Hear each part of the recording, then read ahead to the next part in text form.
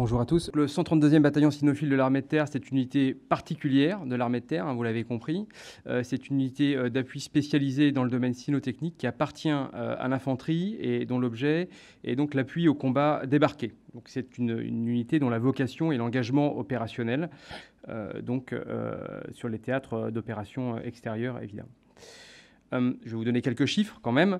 Donc le 132e bataillon cynophile de l'armée de terre, c'est 3 missions, 2 capacités et environ 550 chiens, donc 550 binômes, maîtres de chiens et chiens.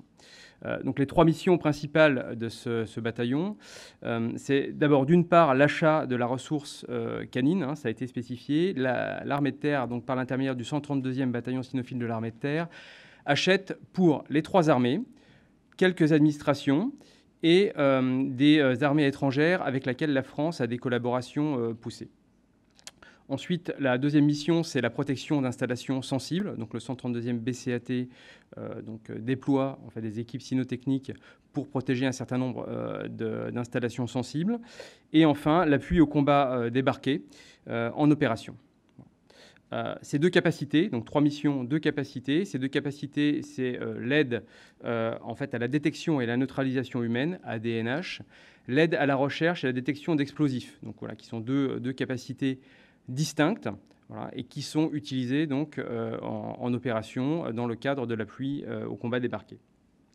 550 chiens, donc 550 binômes, de maîtres de chiens et de chiens répartis dans ces deux capacités, avec une toute petite partie, comme ça a été montré sur la diapo précédente, dans les forces spéciales, donc des éléments du 132e bataillon cynophile de l'armée de terre qui servent donc en appui des forces spéciales.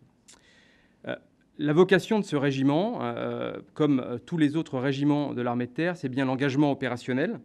Donc actuellement, le bataillon est déployé sur 5 théâtres d'opération.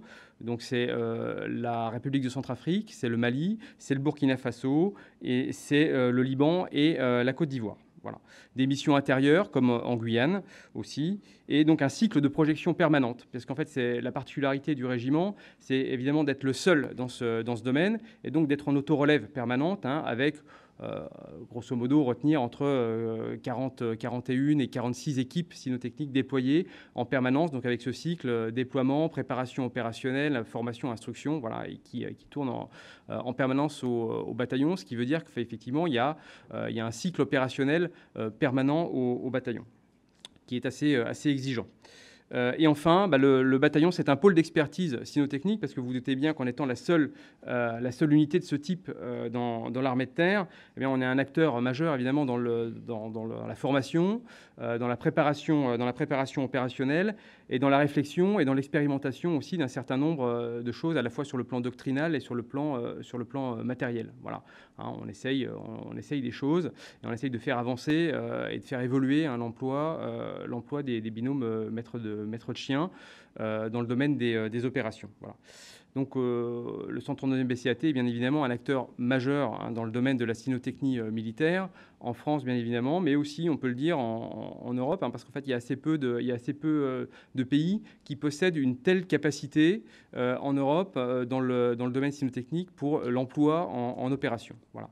Et je terminerai juste par la dernière slide, s'il vous plaît, pour vous dire que si vous voulez en voir un peu plus, vous pouvez venir au championnat national du chien militaire qui sera organisé donc en octobre, donc à Suippes, où vous avez plus de 140 équipes cynotechniques qui vont se mesurer dans un certain nombre d'épreuves, parce qu'en fait c'est aussi un domaine très, très technique, qui demande beaucoup d'investissement, évidemment, vous vous en doutez, beaucoup de technique, et que cette année, pour la première fois, le championnat va non seulement concerner des équipes nationales, mais aussi s'internationaliser, puisque nous allons accueillir des équipes qui vont venir d'autres pays pour se mesurer aux équipes françaises.